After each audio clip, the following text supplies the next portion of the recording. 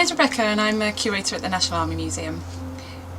One of the things that the redevelopment project has allowed us to do is look afresh at some of the collection items that we hold and some of the content and the storytelling that we provide in the museum.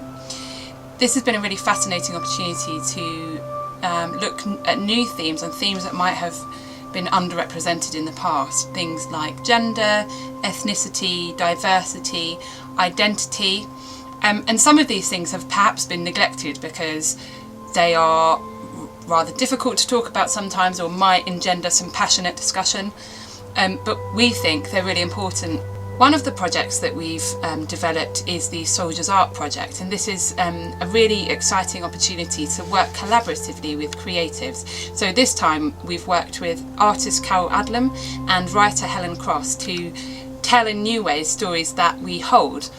One of the richest parts of the collection is in the Women's Archives collection, and that's partly because since disbandment in 1992 we've been the repository for archives related to the Auxiliary Territorial Service, or the ATS as it's commonly known, and since then the history of women's units from the First World War to now.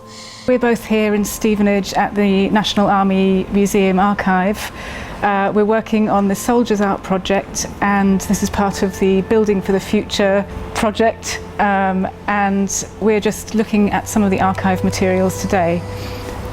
So what we've been looking at are uniforms dating back to the First World War, specifically women's uniforms and how they've changed over time, as well as other artefacts. Hats, yes, and shoes, yep.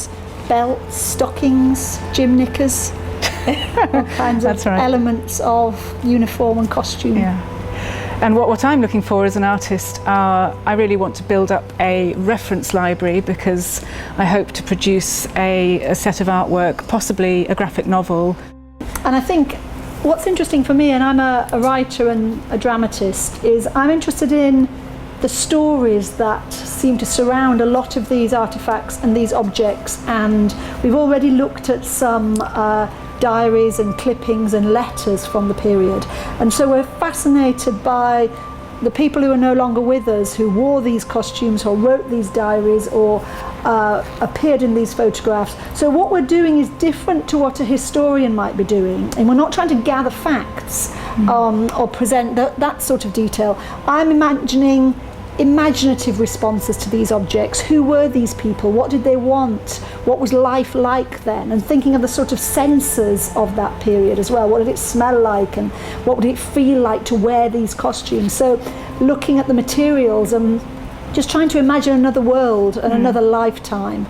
We've been working with the Women's Royal Army Corps Veterans Association, and they're drawn really from women who served in the 70s and 80s.